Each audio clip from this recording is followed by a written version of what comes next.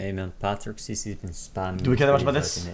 What started as a blog post that was lightly poking fun at a silly song made by a 7th grader turned dangerous when a group of internet scum orchestrated an attack known as Operation Black Friday. The hackers doxed Rebecca, releasing her home address, parents' work addresses, and the information for the middle school she attended, along with a copy of its calendar and a map of the campus, knowing exactly where she will be and when. The plan posted to 4chan's B-board read, "Here are some simple orders. 12 p.m. EST, start calling the school with all of the numbers and tardy bull.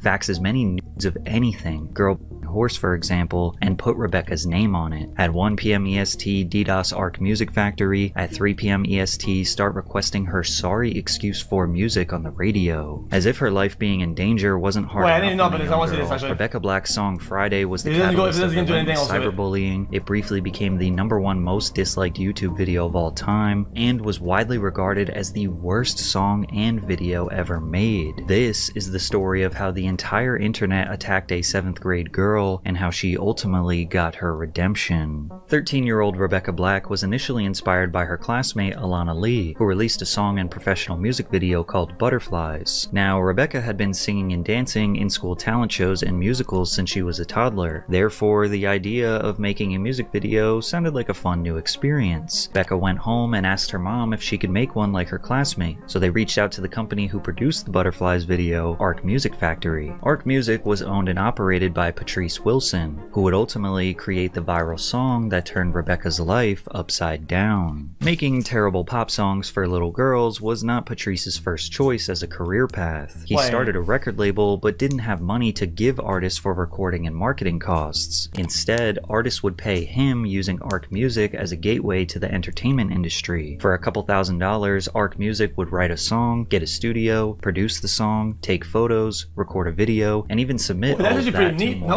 legitimate labels. However, Patrice soon realized his company primarily attracted one specific group: fame-hungry teenagers and their parents who could afford to risk the multi-$1,000 investment. The first audition was more like, what the heck is going on? These are all kids. We tried to go with being selective, but when you're also starting a business, we can't be too selective. Yeah, I mean, no shit. Despite the young teens being his only clientele, he always managed to fit himself in the videos, whether he was just acting, singing background vocals, or rapping his own verse. It's almost like he saw Ludacris jump on Justin Bieber's song Baby, which earned over 1 billion views, number 5 on the Billboard Hot 100, and sold over 10 million units, and crafted his entire business model to try to recreate that moment. Now, Rebecca's mom just wanted to support her daughter's passion, so she paid the $4,000, and Patrice seemingly slapped together something that was good enough to fulfill the excitement of a 13-year-old girl. Then they sent me, it was called It's Friday at the time.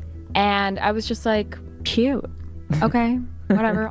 Nobody's gonna see this, like, let's run it, you know? They recorded the song, then filmed the music video at Rebecca's house with all of her real friends to make her more comfortable on camera, and Rebecca said the experience was pretty normal. It wasn't really like this big glamorous ordeal or anything like that. I had gone to Forever 21 to pick out my outfit the day before. I had invited a few of my friends. I thought that would be a lot more fun. I remember doing that performance shot, not knowing what to do with my arms. So I think if you watch the video, like, I'm just standing and dancing like this for the whole time, which looks fine. God, it was a fun day. Rebecca didn't hear anything back from Patrice for a few weeks after the shoot. She never got to see a rough draft or make any creative decisions on the video edit. The first time she saw the video was when it was uploaded to YouTube on February 10th, 2011. Yeah, true, but I mean, they did the actions in the video, and the guy did pretty good with the editing. The video looks probably better than it looked unedited or whatever. I mean, what did you think of the song? The guy did a pretty good job, no? Everything at first. I think I was probably more concerned about, like, myself than anything. Yeah. Like, I was so hyper-focused on, this is what I look like on camera, and just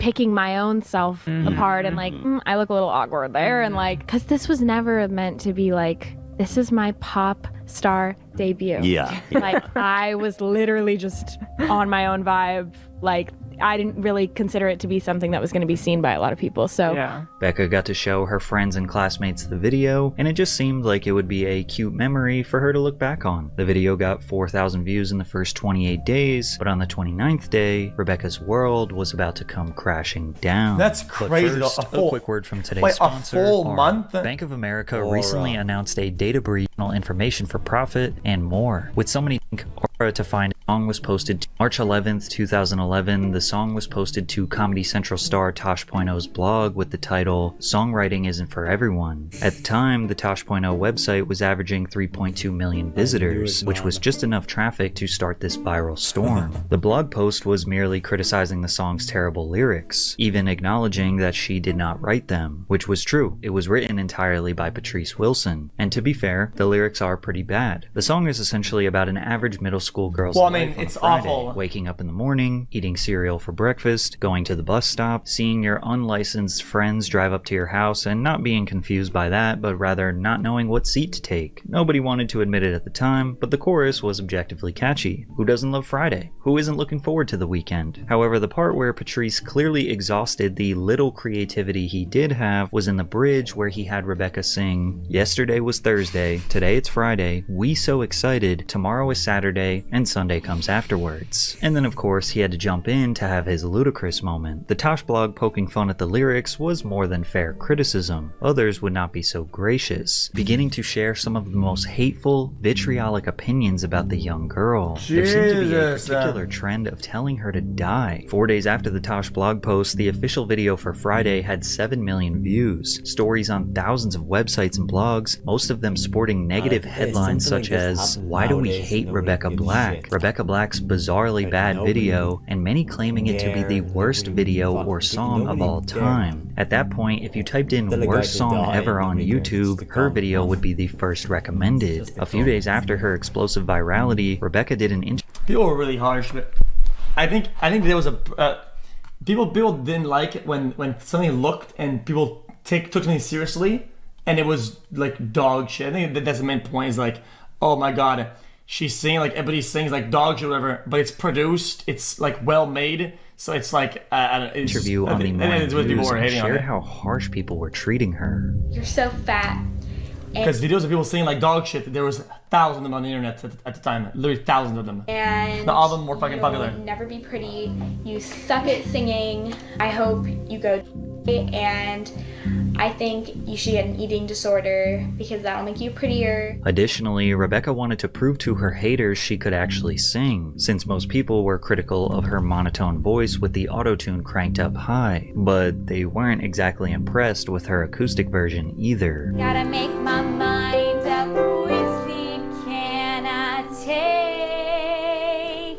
It's Friday, Friday. Unfortunately for Rebecca, the mainstream coverage just attracted more negative attention, sending the song into the tens of millions of views, most of which were just spamming the dislike button. There were definitely a lot of people just trolling, using her song and likeness as nothing deeper than a meme. Even deaf people said they were grateful they couldn't hear the song. However, you could imagine for a 13-year-old girl, it could often be difficult to tell the difference between harmless trolling and vitriolic bullying, especially with 4chan users doxing her and encouraging people to attack her middle school, or the countless death threats that prompted real criminal investigation. I think disliking and commenting this is garbage, she can't sing, isn't the end of the world. Let's be honest. It's a video that they post. If they want to keep going back and keep looking at the comments, I mean, and over and over.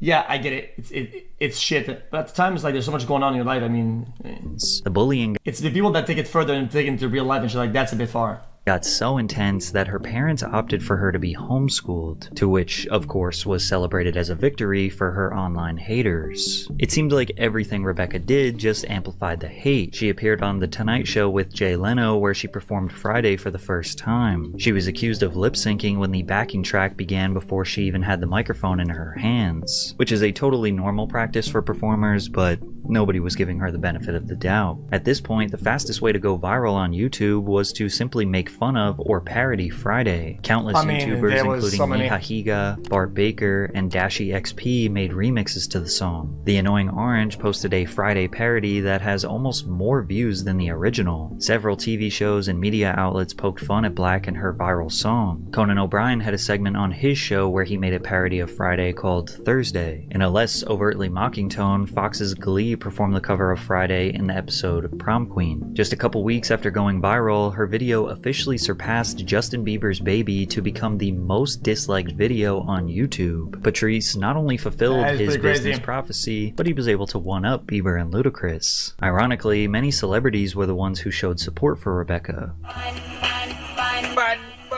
Fun, more fun, pom-poms. What do you think? Now, honest opinion, Chris Brown. Honest opinion honestly, I'm never a hater. Oh, it was great. I actually liked it. I'm gonna be jamming to it on Friday.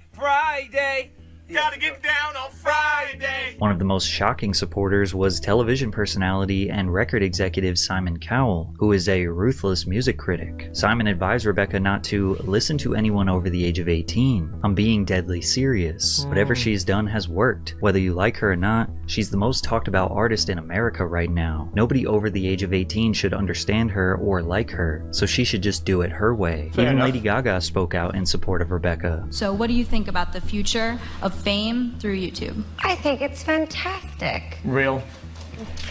I say Rebecca Black is a genius, and anyone that's telling her she's cheesy is full of shit. However, the main criticism that seemed to be widely accepted as fair was the notion that her parents paid for her to be a star. These people must be fame-grubbing, artistically bankrupt, déclassé narcissists. Jesus. It's also tacky. It's so sad. It's so shamefully desperate. Now, there is some nuance to be considered here. It's unfair to say Rebecca was desperate for fame, but since she was a performer since the age of 2, she did like the idea of becoming a star. I just didn't know, like, I was like a fan of YouTube. I was a fan of like Justin Bieber and like all the things happening then. I wasn't ready for that then. Since American media glamorizes the celebrity lifestyle, it's not uncommon for a young girl to desire the red carpets, bright lights, and fans screaming their name. She loved to perform. She loved making music. Then again, she never thought Friday would be seen by anyone. She even recognized Friday was not a good song, but she also did not write it. Other critics wrote, "The only thing more horrifying than Rebecca Black's terrible Friday is the sad, easily exploited longing for fame she represents." This is a better critique of the industry as a whole. So everybody pretty much? Rebecca was the product of an untalented record producer who was seemingly desperate for fame. It could be argued that Patrice, who gets a massively viral event and just instantly moves on. Not a lot of people. It's the absolute it's the super minority. People that make a viral hit out of nowhere or whatever, and go, I'm done, and they go completely dark. It's pretty rare. Used Rebecca and others to get himself publicity as a viral songwriter and music mogul, someone who could make your child's pop star dreams come true. He even hosted talent auditions on Good Morning America for his next star, only for it to be a commercial for his auto-tuned microphone toy. To make matters worse, Rebecca and her mother sued Arc Music Factory for copyright infringement and unlawful exploitation of publicity rights. The original agreement was that Black would own the exclusive rights to the song since they paid the recording and production costs. But then Arc Music began selling ringtones without their permission. Selling ringtones was a lucrative business in the early 2000s, massive. generating billions of dollars annually before... Dude, chat, this shit was it was so hot, you have no idea.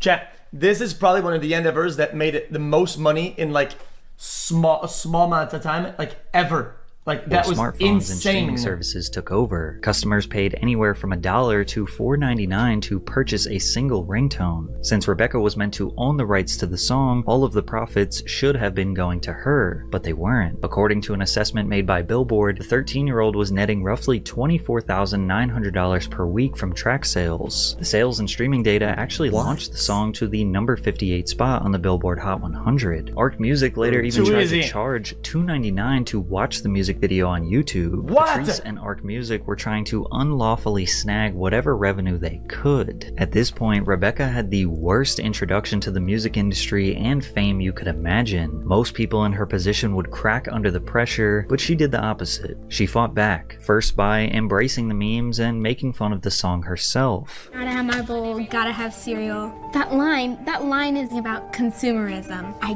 gotta have my bowl, I gotta have my cereal. We can't live without these things in modern society, and for some people, it's a mortgage. Real.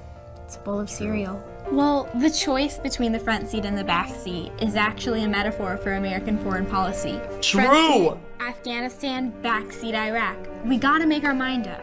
Then by fighting Arc Music to retain full ownership of her song and re-uploading it to her official YouTube channel. My mom said to me, "We can either keep it up on YouTube or take it down." I said, "No, I'm not going to give them the satisfaction of making me take it down. No, this is going to work out. I just want to let it go. Let it do its thing." Let it Were go. you guys ever able to make any money from that whole situation? Yeah. Yeah. Yeah. I mean, I own the master to the song. Okay. I didn't write it, so I don't own the publishing, but I own the So you own the recording. So anytime anybody used the song, you get paid. So that's nice though that you at least made a little bit of money from it. And you still are you still getting paid for sometimes people use it and Yeah, sometimes. Nice. Patrice desperately tried to recreate this viral moment with other young acts after Friday, but failed miserably. Rebecca then started posting YouTube videos consistently. Yeah, the guy made something viral and he thought, dude, that's because I'm the GOAT though. That's because I'm the guy who makes this type of, like, I go viral every time. And he probably tried to maximize that and it's like, dude, you don't get it. Building a real fan base of people who understood that she was just a normal girl who got stuck in an unfortunate situation. I think I don't want to have to... Yeah, well, he did it. But he did that. He doesn't do that. Does that make sense? No, I think you're missing the point. I think he did that, but he doesn't do that. To like look back when I'm older and then like, wow, I wasted. When somebody spawns in a golden egg, they are not automatically the golden goose. Always remember that. All the time being young, being unhappy. She was even invited to star in Katy Perry's music video for her hit song, Last Friday Night. She continued to release singles, but none of which matched the success of Friday, with fans believing that her debut was what caused the lack of support. If this was pushed by Disney, it would have been loved. In 2013, Rebecca teamed up with YouTuber Dave Days to release a song titled Saturday, peaking at number 55 on the Billboard Hot 100. Some felt this was a positive way for her to jab back and embrace the jokes. However, others looked at this as a mere desperate attempt to gain attention, which resulted in more memes and a resurgence in bullying. And as a result, she finally decided it was time to step away. So there came a point where everybody that I was working with, management, all of that, I let go of all of them, and I just stopped. My parents and I agreed I'm going to go back to high school. Yet again, Rebecca had the foresight to recognize how this was all not going to play out in her favor. People feeling sorry for you is not a good way to build a fan base, nor can you just jam music down people's throats. So instead of continuing to do that, they weren't feeling bad though. I think they were making fun of her or laughing with her at the time. Yeah. There's a wide range of audiences in the fame of those songs though. I don't think you could just put it off as like, oh, they're feeling bad. She was making something, because otherwise people wouldn't listen to the second song then if she was building nothing. She spent time figuring out how to write her own music and put in the 10,000 hours to discover her inner artist. Just as I started to grow into like adolescent version of me, music became the thing that really changed my life and saved my life in a lot of ways. And that was something that I knew I had to dive into myself without other opinions. So when I graduated high school, I moved up and I just started writing, and I wrote a lot of bad songs, like a lot. I had to go through that in order to really learn the repetition, and also learn that like if I'm ever gonna do this in a way that is meaningful and good, I have to trust that I have something to say, which is like Artist 101. She re-entered the game with a significant social media following, who remained open-minded towards her new music. In the summer of 2016, Rebecca released the song titled The Great Divide, her first release of new material in almost 3 years. It reached number 23 on the US dance charts, but that would unfortunately be her last song to make the charts. Every year since 2016, she kept her foot on the gas, dropping multiple songs per year and experimenting with various genres, refusing to give up on this dream. Then, in a dramatic twist of fate, the very song that once destroyed her, she was able to rewrite its history and catapult a resurgence in her career. In 2021, to commemorate the 10th anniversary of her infamous debut, Rebecca Black released a hyperpop remix of Friday, produced by Dylan Brady of 100 gecs and featuring eclectic artists such as Dorian Electra, Big Freedia,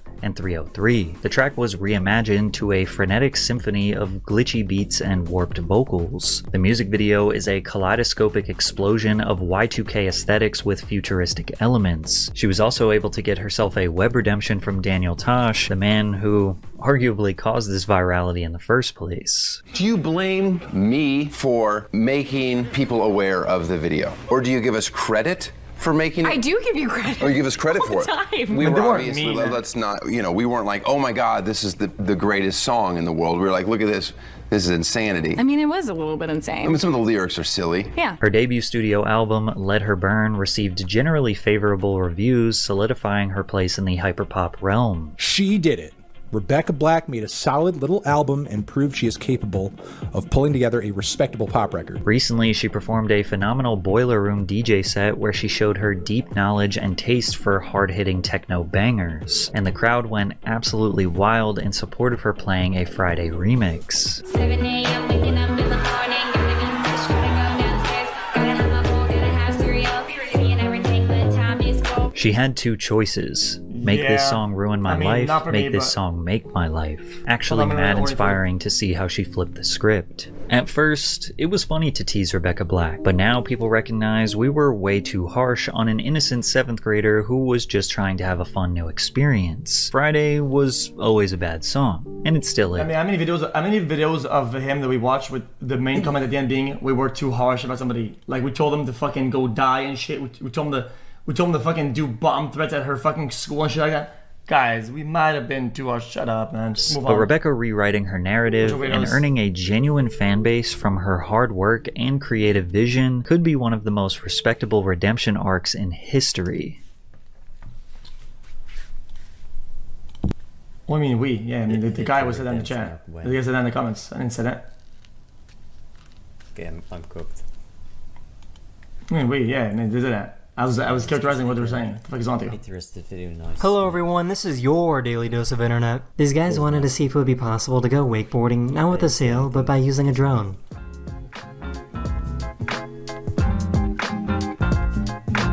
Wait, how strong is that drone though?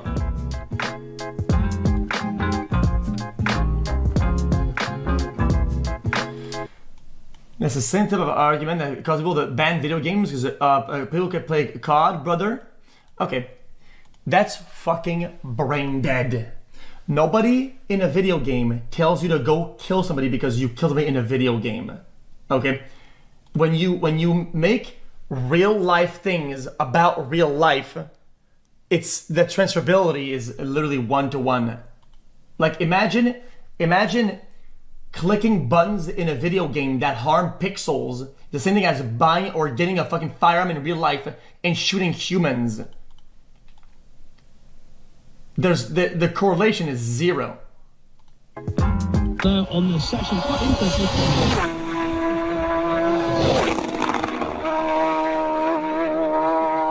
This guy was washing his car when he was suddenly attacked by two guys that were trying to steal his car. Mark Robert Drama. Send it.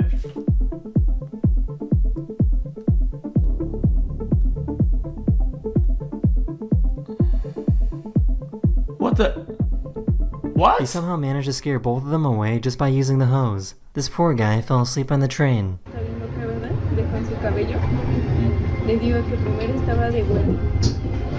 Oh my god! So I guess every time she gets off the bus, she does this.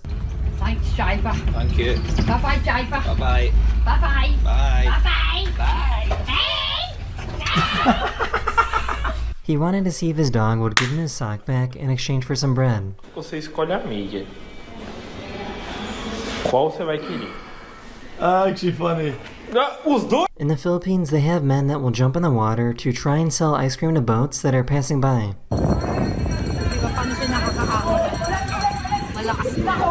They were doing DUI checkpoints in Estonia, and the officer didn't realize that they gave a breathalyzer test to the passenger instead of the driver.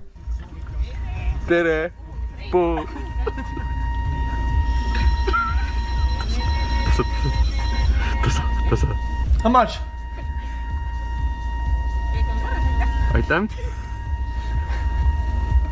So, what exactly was the end goal here? This is the part I'm nervous about. Oh no. What? Oh no.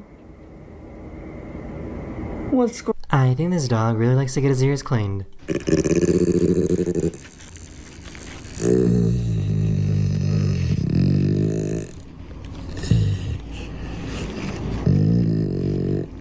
For some reason, this guy got super mad at this pedestrian sign telling cars to slow down. Well, that's fucking stupid. Yeah, those go on the side of the road, mother sucker. I mean, fucking bays at it.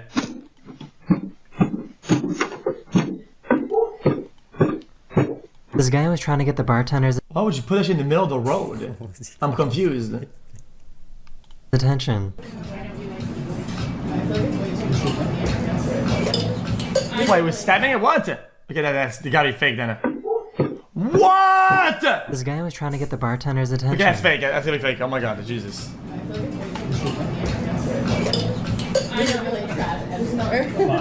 In Cape Town, South Africa, there are crossing guards that help baboons cross the street.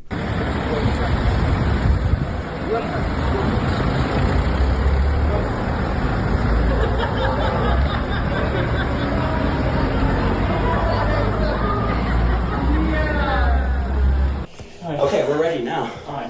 Okay, boys. 1, 2, 3. 1, 2, 3. Oh!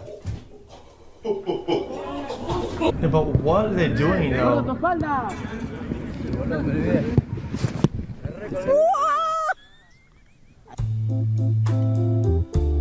Better than me, okay? Here's a cool experiment showing how specific sounds create specific vibration designs.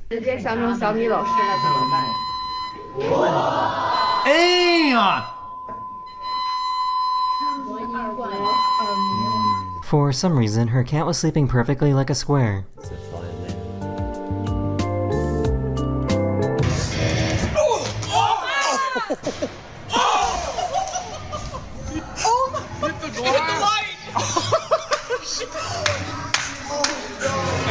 This group of cars saw this drunk driver driving around. He got out for a break, and when he got back in to try and drive away, all the other cars created a barricade so that he couldn't move. He's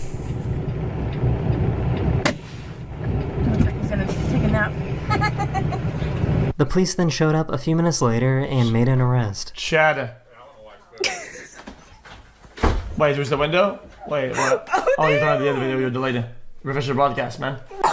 So I guess if you live in Costa Rica, you have to worry about bananas crossing the street at any moment. Yeah, but why don't they just put a kink on the thing that goes up, so it's higher up on that one pass?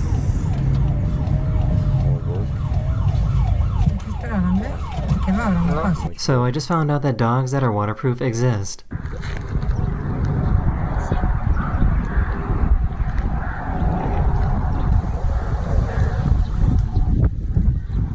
These skydivers released the ashes of their friend that loved to skydive.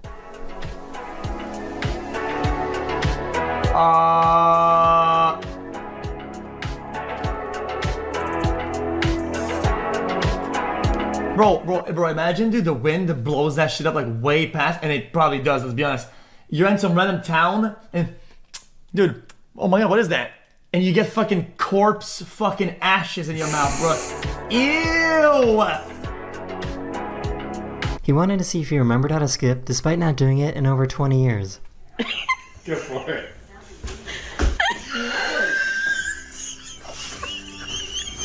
She was trying to make an artistic video.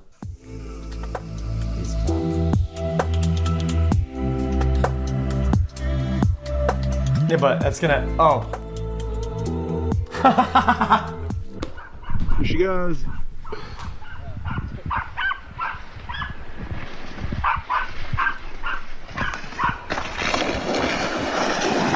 Yeah! So I guess drones and balloons are... That's kind of cool, but dude, why so close to fucking rocks and shit? But it's gonna. Yeah! So I guess that's a little drones and scary balloons though, are dude. mixed together.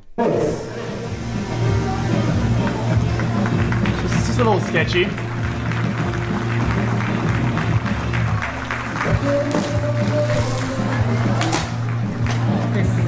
She went to go grab her blanket out of the washing machine and it looked like this. And I washed it today. This guy jumped into a bunch of sea foam in Australia. That's disgusting. Bro, that's disgusting. How does something like this even happen? C'est quoi ça? C'est quoi ça? Pourquoi il y a ça sur la route? Non, c'est bon, avance. Ouais, mais c'est chelou quand même. C'est quoi ça? C'est chelou quoi. Wow.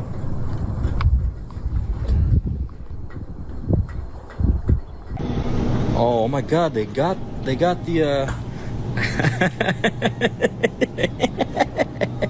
She went to a thrift store and found the same exact gold and white dress that went viral a few years ago. Poor guy has the goofiest footprint. Thrift store and found the same exact gold and white dress. I'm not gonna get mad at it, but the actual palette itself is more white and gold. I get it that the exposure and the lighting is black and blue, and I get that. But the current on-screen palette is 100% more visually towards blue, towards white and gold, or white or close to blue and gold, not black and blue though. That went viral a few years ago. Poor guy has the goofiest footprints.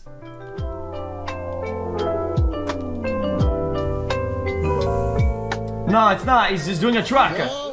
Nah. No!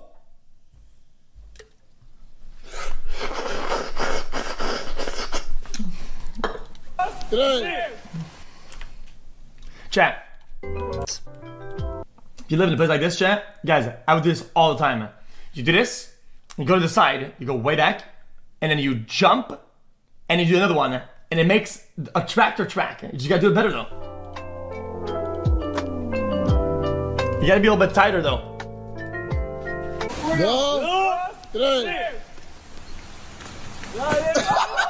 Oh no!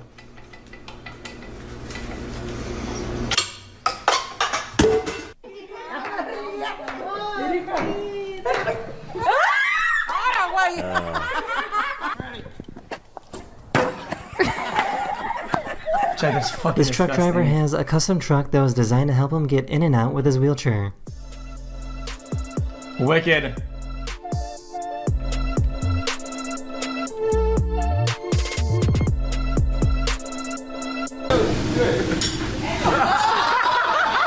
Dude. I was looking at a $100 bill the other day. I was looking chat, I thought it was gonna be another teeth thing. I thought they threw his teeth back at him or some shit.